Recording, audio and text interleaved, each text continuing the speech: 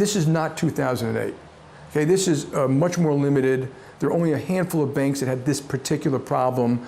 They'll eventually be resolved one way or another, and I think then people should take a deep breath. In a week or two, a lot of these banks can be reporting earnings. I think they'll probably be pretty good.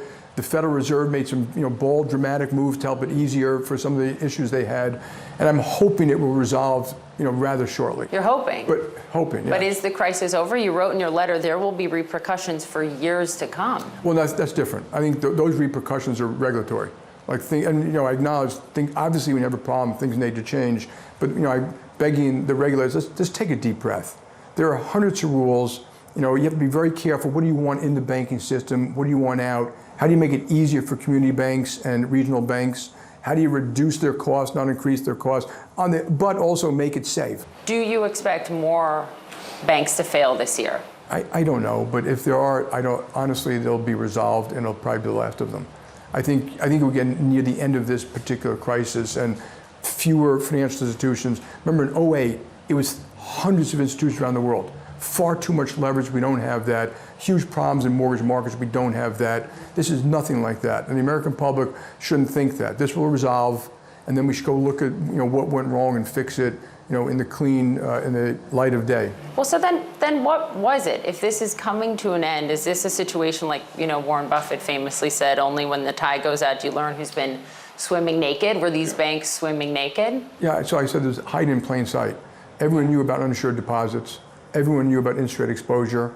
Everyone knew about held to maturity portfolios. The only real difference was we called concentrated clients. So Silicon Valley Bank had a handful of people who controlled 35,000 corporate accounts.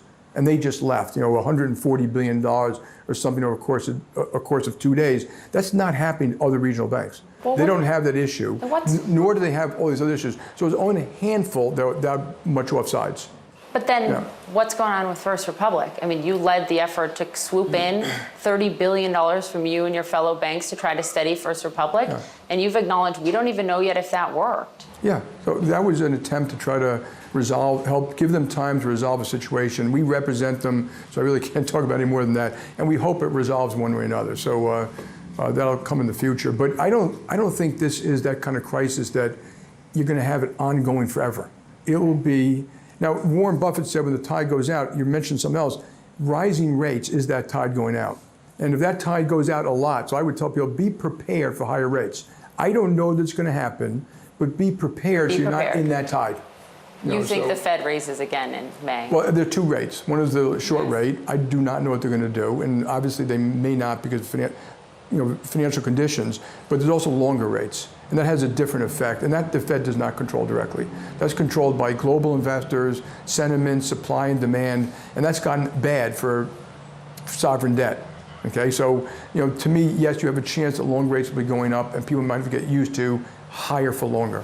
Higher for longer. Yeah. Get ready for that. I believe that is I think it has a higher outcome than other people. I'm not predicting it. Right. Yeah. Is the American banking system truly safe and secure? Yes. I mean, the banks have extraordinary liquidity, extraordinary capital. When they report earnings next quarter, the earnings are going to be quite good in my opinion. They can handle not just one stress test, but multiple ways of being stressed. That's the big guys who have to abide by all those requirements. I'm talking about the mid-size and little guys that don't anymore. Yeah. Well, they have far more requirements than you think. So I don't think it was the requirement. Some people think that they were loosened on. That rollback literally had nothing to do with it. How do you know? Because they had the same internal liquidity requirements, stress requirements, reporting requirements, supervisory requirements. They made mistakes. It was different if they were under $250 billion in assets. Not as much as you think. So all those senators that are saying it was wrong to roll them back, Democrats rolled it back too, some of them. Yeah. Those senators are wrong? Yeah. Look, it's not, again, when you talk about regulations, they're looking at one thing, and I'm looking at multiple others.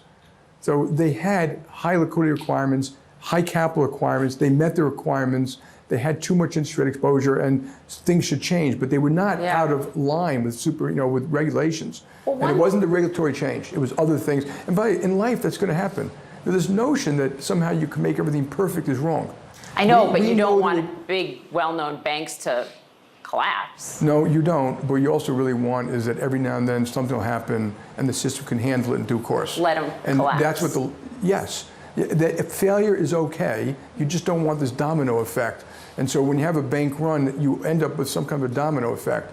So I guess my point is, we are close to it, get to the point where a bank can fail and it doesn't have this kind of effect. Okay. And I think just monitoring, changing a few things can get much, much closer to that.